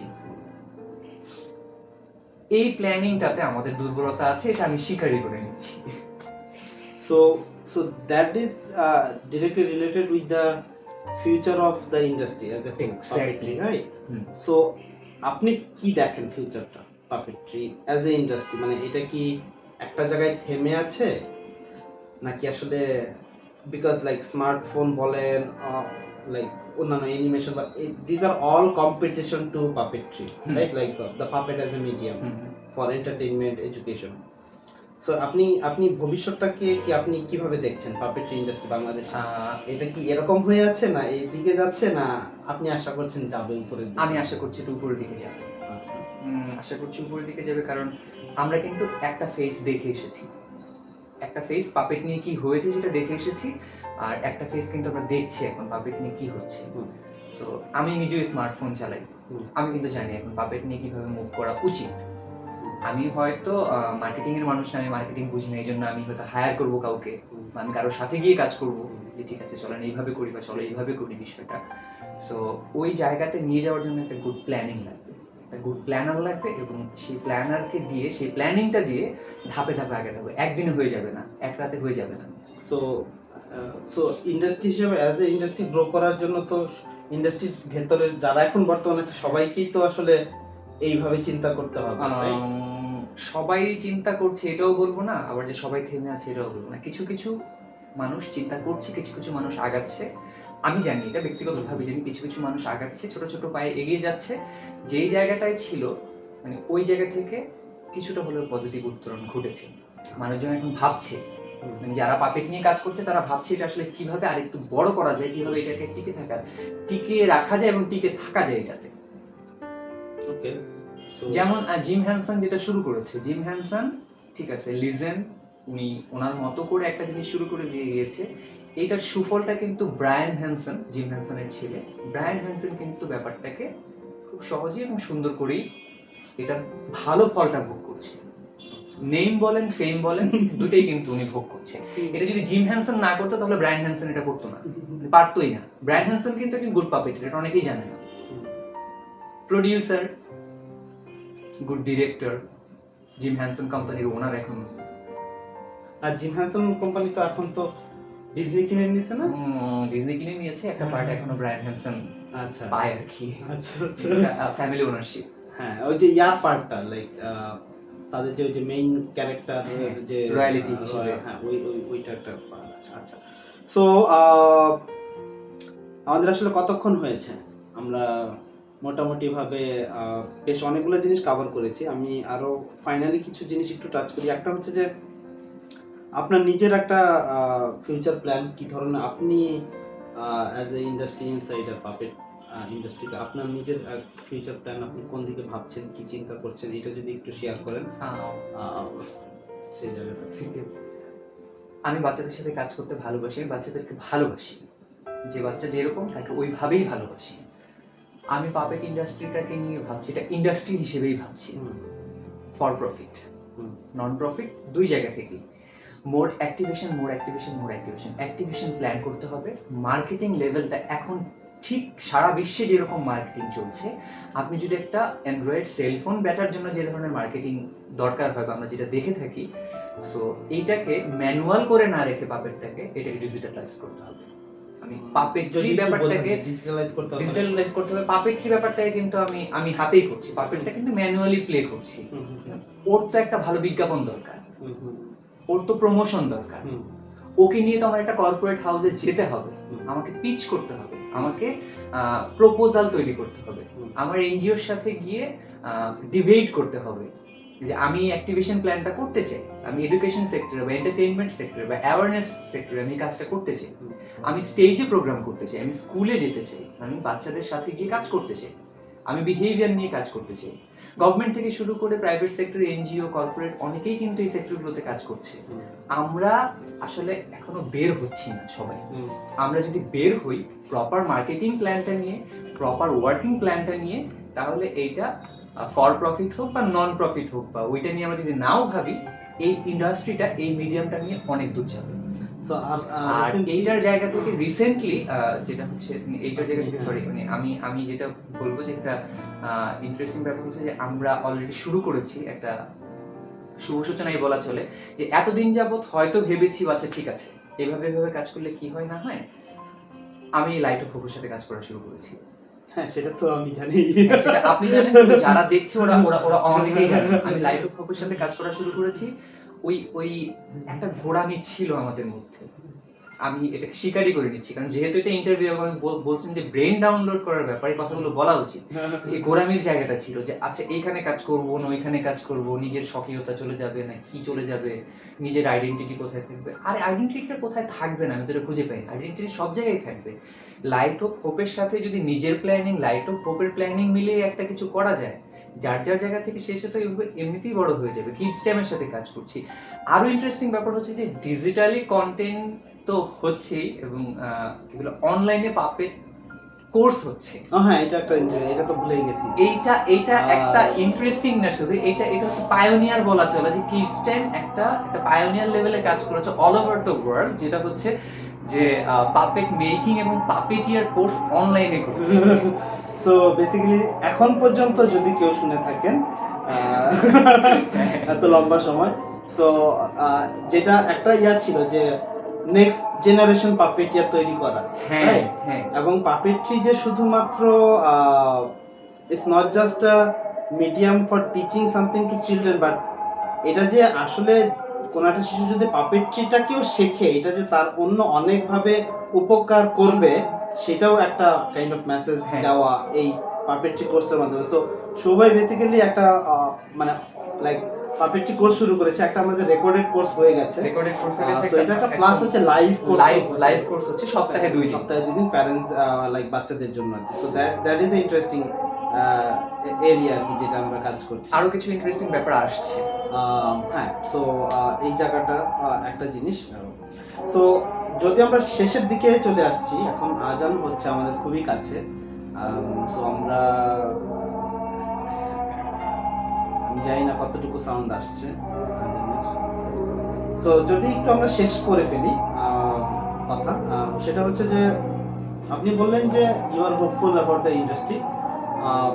যদি এখন আপনার এই যে গত 20 বছরের অভিজ্ঞতাটা, হ্যাঁ, এখান থেকে যদি কিছু কি টেক অ্যাওয়ে আপনি যারা শুনছে তাদেরকে দিতে চান as a whole, you as a puppeteer, you as a person who has seen the change, হ্যাঁ, ইন দ্য ইন্ডাস্ট্রি, এবং someone who is also thinking about the future of the industry, যদি কিছু কি টেক অ্যাওয়ে যারা শুনছে তাদেরকে আপনি দিতে চান, সেগুলো কি হবে? Like as a your final thought about the industry, you as a puppeteer, and what puppet actually can do in various sector, মানে entertainment হোক, এডুকেশন হোক, or মার্কেটিং, এবার যে কোনো জায়গায়। প্রথম কথা হচ্ছে যে আমি এই জায়গাটাতে আছি, আমি পাপেট্রিতে আছি আমার প্যাশনের জায়গা থেকে।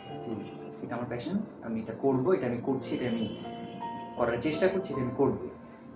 পাপেট, আমি একদম পার্টিকুলারলি পাপেট নিয়ে বলি।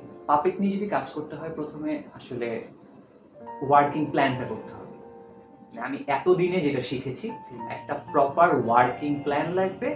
এই ওয়ার্কিং প্ল্যানটাকে এক্সিকিউট করার জন্য এটার একটা প্রপার মার্কেটিং লাগবে। এই প্রপার মার্কেটিং এর উপর ডিপেন্ড করে আপনি এটা কিভাবে এক্সিকিউট করবেন, ওই জিনিসটা চলে আসবে। এবং এক্সিকিউট করার সময় আপনি যেটাই ফেস করেন না কেন, আপনি ফাইন্যান্সিয়াল প্রবলেমে যদি ফেস করেন, আপনি ফেস করে আপনি দেন এইটাকে সলভ করেন। দেন আপনার যদি কন্টেন্টে প্রবলেম থাকে, তাহলে ওই জায়গায় যান যেখানে আপনার কন্টেন্ট লাগবে। দেন এই সব কিছু মিলিয়ে অ্যাক্টিভেশনে যেতে হবে। সো এই অ্যাক্টিভেশনটা কিন্তু অনলি আমি মানে ফিল্ড ওয়ার্কিং এর কথা বলছি না। আপনি টেলিভিশনের জন্য করেন, আপনি ওয়েবের জন্য করেন, আপনি টয় ইন্ডাস্ট্রিতে যান, আপনি স্কুলে যান, আপনি ক্লাসরুমে যান, আপনি একটা ড্রয়িং রুমে চলে যান, আপনি বার্থডে পার্টিতে চলে যান, আপনি কর্পোরেট ইভেন্টে চলে যান। এখন পাপেটটা তো আসলে প্রথমত কি, পাপেটটা কিন্তু প্রথমত এটা প্লে করার ব্যাপার, মানে শো। পাপেট আপনি যেভাবেই দেখেন না কেন, প্রথমে কিন্তু এটা একটা শো। মানে একটা পাপেট ক্যারেক্টার, একটা পুতুল বা যাই হোক না কেন, ও কমিউনিকেট করছে। এর থেকে বড় আর কি লাগে? মানে ও কিন্তু কমিউনিকেট করতে পারছে। আপনি ওয়ালি, আমি শুভ, মানে আমার সত্তাটাকে ভিতরে রেখে কিন্তু ও খুব সহজভাবে কমিউনিকেট করতে পারছে। এই জিনিসটাকে যখন আপনি নিজে কমিউনিকেট করতে পারবেন যে ভাই এটা কিন্তু সব থেকে বড় কমিউনিকেশন টুল, দেন এটা আপনি যখন বুঝিয়ে ফেলতে পারবেন, আপনি সামনে এগিয়ে যেতে পারবেন। এবং আমি এটাই চাচ্ছি। সো ফাইনাল একদম, যদি কেউ পাপেট্রিতে আসতে চায় বা পাপেটিয়ার হতে চায়, তার তার উপায়টা কি আর কি, মানে কোথায় কি শেখানো হয় বা কি, like is there any Okay. Standard, মানে ইজ देयर মানে ফর্মালি কোথাও কি পাপেট্রি শেখানো হয় বাংলাদেশে?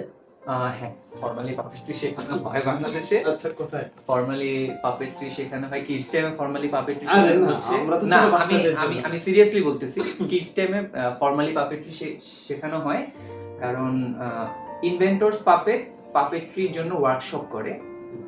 এখন এখন যে সিচুয়েশন চলছে, আমি সবকিছু মিলিয়ে বলছি, যেহেতু মাধ্যমটা আরো ইজি হয়ে গেছে, অনলাইনেও শেখা যায়, তো চাইলে আমাদের সাথে আপনারা যোগাযোগ করতে পারেন। তো ইনভেন্টরস পাপেট বা কিডস টাইম যেখানেই হোক, আমরা পাপেটের ওয়ার্কশপ করি। মানে ওভারঅল যে পাপেট মেকিং থেকে শুরু করে পাপেটের পারফরম্যান্স, ভোকাল সবকিছুই শেখানো হয়। মানে যদি কেউ বড়, লাইক সিরিয়াস লেভেলের কেউ যদি আসলে পাপেট, আহ, তো যেমন আগে যেমন মোস্তফা মনোয়ার স্যার কিন্তু শুরু করেছিলেন এবং আপনাদের এই জেনারেশনটা তৈরি হয়েছে। আরেকটা ইন্টারেস্টিং কথা সো বলি, আমার এই once he is now very ill and মানে উন্নত তো বয়স হয়েছে, right? Who is actually taking that role to prepare the future puppeteers? আমি এই ব্যাপারটা এখন ওপেন করি, একটু একটু ওপেন করে। আমার এটা মনে ছিল না, এটা যে কেন এখন মনে পড়েছে, শেষে এটা বলে আমি শেষ করি। মুস্তাফা মনোয়ার স্যার কিন্তু প্রথমে শুরু করেছে পাপেট শেখানো টিচার্স ট্রেনিং কলেজে। তাই?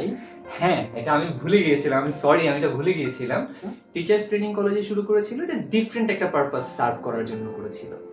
সো ওইটা থেকে আস্তে আস্তে ব্যাপারটা হয়ে গেছে যে ব্যাপারটা একদম অনেকে জানেই না, ভুলেই গেছে। So, ওই টিচার্স ট্রেনিং কলেজের জায়গাটা থেকে যখন চলে গেছে, এখন আপনি যখন বড়দের বললেন না, কারণ আমরা মনে হয় প্ল্যান করছি বড়দের পাপেট শেখানোর জন্য বা টিচারদের পাপেট কিভাবে শেখানো যায়। তো ওই জায়গা থেকে পাপেট বড়দেরকেও পাপেট সার্ভ করবে, তো এই জন্য আমরা আছি।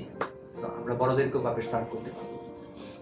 না, সেটা তো পারবো। আমি যেটা জানার জন্য আমি নিজেই জানি না, এই কারণে যেটা আমি জিজ্ঞেস করেছিলাম যে so কেউ যদি সিরিয়াস পাপেটিয়ার হতে চায় লাইক ইউ, তো এখন কি আপনারা তো করছেন, মানে এছাড়া লাইক আরো কি স্ট্রাকচার বা স্ট্যান্ডার্ড কোনো কি ওয়ে আছে, বা মানে ওইরকম লাইক সার্চ দিলে কি কোথাও পাওয়া যাবে যে উই টিচ পাপেট্রি এই টাইপের কিছু আছে কি মার্কেটে? না, উই টিচ পাপেট্রি এখনো শুরু হয়নি, তবে শুরু হবে।